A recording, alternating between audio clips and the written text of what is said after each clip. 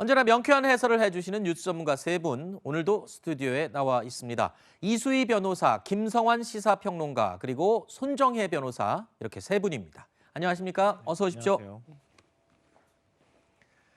자, 윤석열 국민의힘 대선 후보가 이재명 더불어민주당 후보를 오차범위 이상 앞선다는 여론조사 결과가 연이어 나오고 있습니다. 윤석열 후보는 45.4%, 그리고 34.1%를 얻은 이재명 후보, 이 격차가 11.3%포인트로 나타났습니다. 다음 거 볼까요? 자, 지지 후보를 계속 지지할 것이냐라는 물음에 현재 지지하는 후보를 계속 지지할 것이다 라고 대답한 사람들이 압도적으로 많은 수치로 조사가 됐습니다. 70.8%가 현재 지지하고 있는 후보를 앞으로도 계속 지지하겠다 이렇게 답을 한 것으로 조사됐습니다.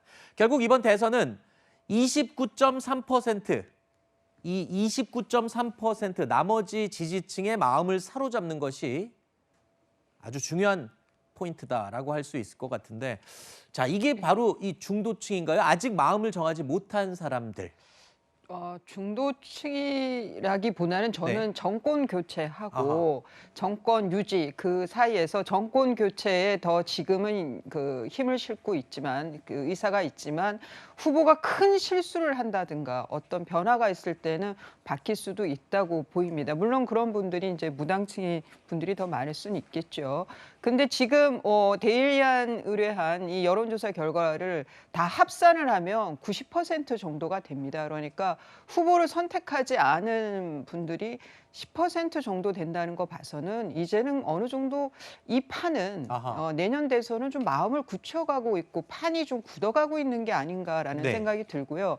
그리고 지지층 특히 빅2에 윤석열 후보나 이재명 후보에 대해서는 안 바꾸겠다, 지지를 철회하지 않겠다가 80% 정도 되는 것 같습니다. 이 여론조사 내용을 자세히 보면.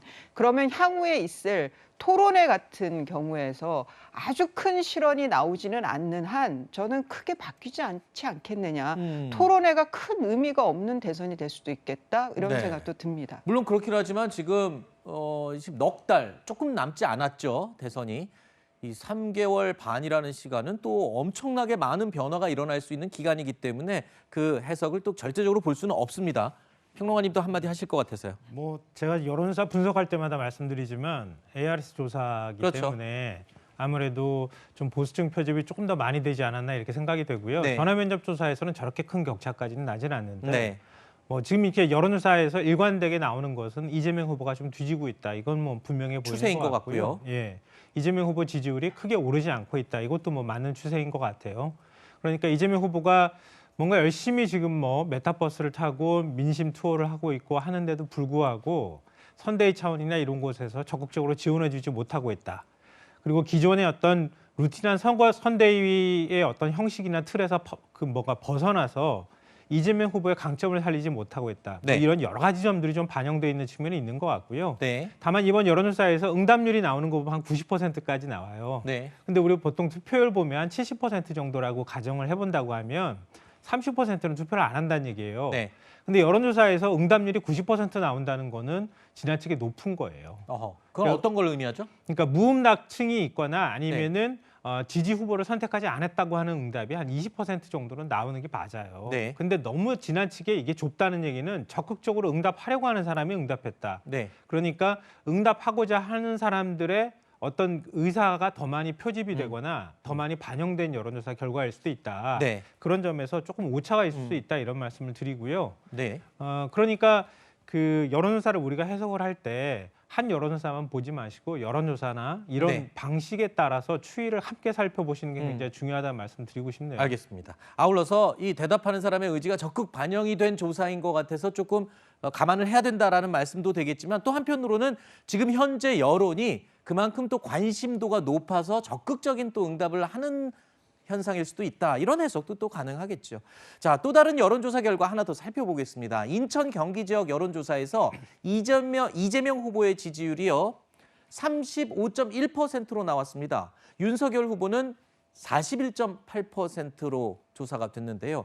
두 후보의 지지율 격차가 이재명 후보의 홈그라운드격인 경기권에서도 차이가 벌어진 것으로 나타났어요. 이거는 의미가 있는 것 같습니다. 왜냐하면 안방 이 층에서도 지금 뭔가 격차가 벌어졌다는 것은 좀 위험한 신호가 될 수도 있지 않을까요? 이재명 후보 입장에서는? 경기도지사 출신이라고 하더라도 경기권에 있는 국민들은 사실은 전반적으로는 정책이나 당을 보고 이제 그 지지를 나타내지 지금 당장 또는 직전에 경기도지사가 누구인지에 따라서 표심이 크게 달라지진 않는다. 네. 이런 부분을 말씀드릴 수 있고요.